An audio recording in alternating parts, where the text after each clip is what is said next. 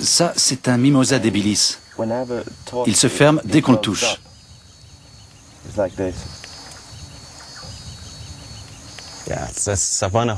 Une buse roussâtre. Regardez, c'est une espèce aux yeux jaunes.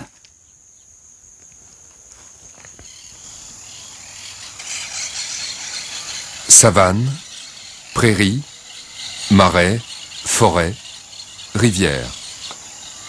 La diversité des milieux naturels est telle que le Pantanal abrite une infinité d'espèces.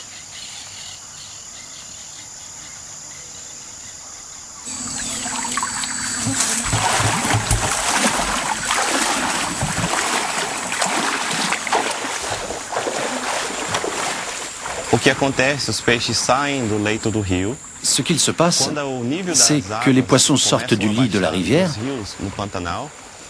et quand le niveau des eaux baisse, ces poissons restent prisonniers. Ils n'arrivent pas à revenir. Et chaque jour qui passe, ils se concentrent davantage, ce qui permet l'alimentation des autres animaux qui se nourrissent de poissons.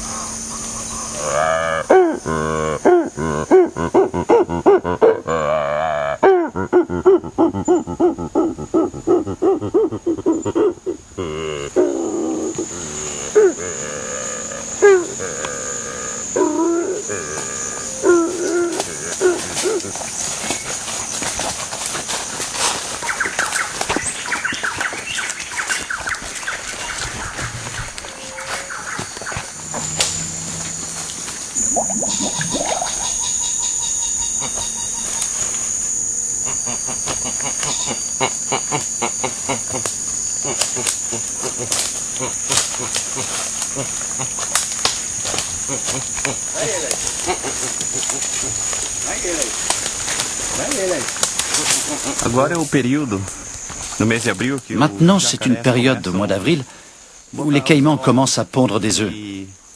Et cette période est la plus dangereuse avec les caïmans.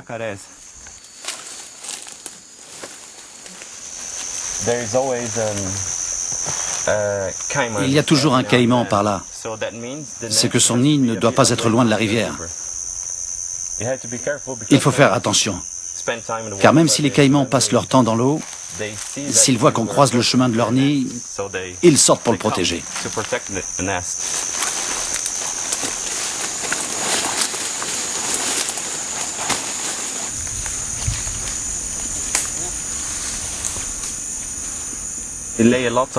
Ils pondent beaucoup d'œufs, qu'ils recouvrent de feuilles et de brindilles.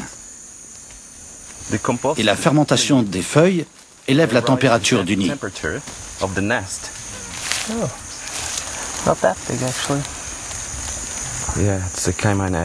C'est un œuf de caïman. Il y a plus de 20 millions de caïmans dans le Pantanal. Mais il ne faut pas oublier que le Pantanal est très grand. Il fait près de la moitié de la taille de la France.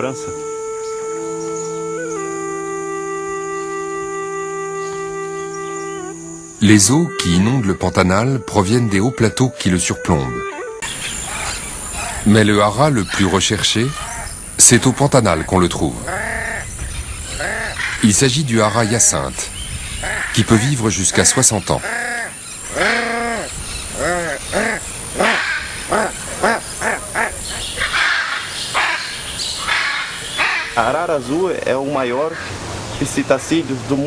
Le hara hyacinthe est le plus grand perroquet du monde.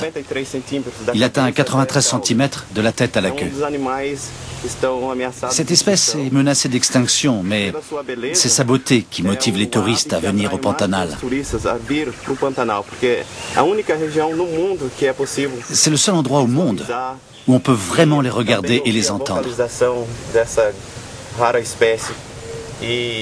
La bonne nouvelle, c'est que leur population est en augmentation.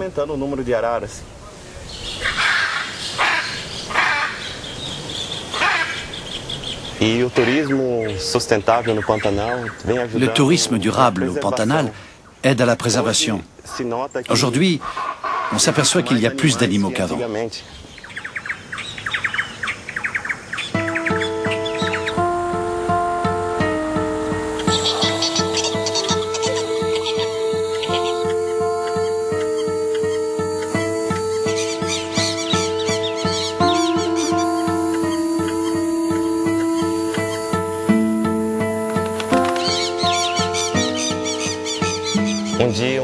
Un jour, une dame australienne, comme elle me trouvait toujours souriant, toujours prête à aider, m'a donné des sous pour que j'achète des livres, pour que j'apprenne l'anglais et qu'ensuite je puisse devenir guide.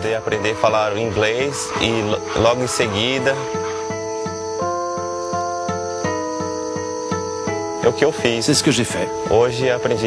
Et aujourd'hui, j'ai appris plusieurs langues et je travaille comme guide.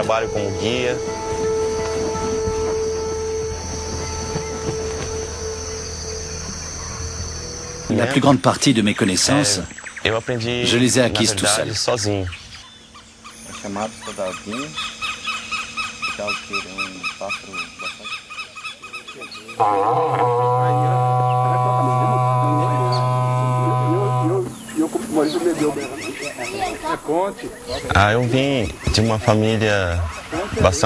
Je viens d'une famille très simple.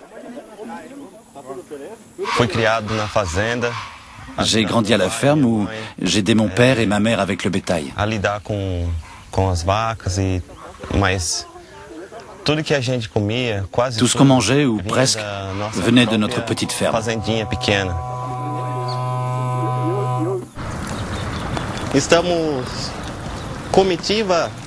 Et voici le convoi des cow-boys du Pantanal.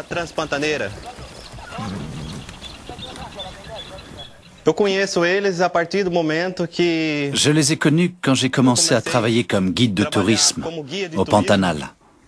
En passant d'une auberge à l'autre. Et ces gens travaillent aussi maintenant dans l'écotourisme. Mais les revenus du Pantanal, c'est l'élevage.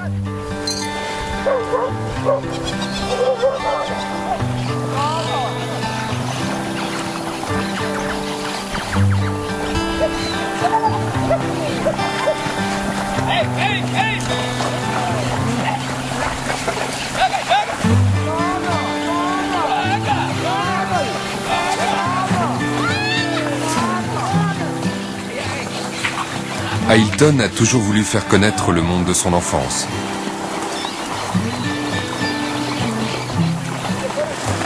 En faisant participer les éleveurs du Pantanal à ces circuits, il permet aux touristes d'approcher la vie solitaire des cow-boys des marais. Ils sont pratiquement les seuls habitants du Pantanal. Et ils en sont les gardiens.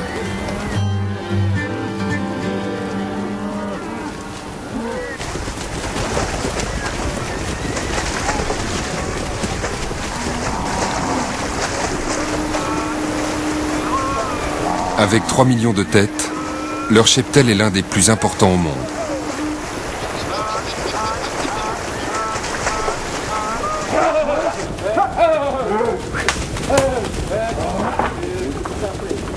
Seules les vaches brahmanes d'origine indienne ont su s'adapter au climat tropical, aux marais, à leurs caïmans.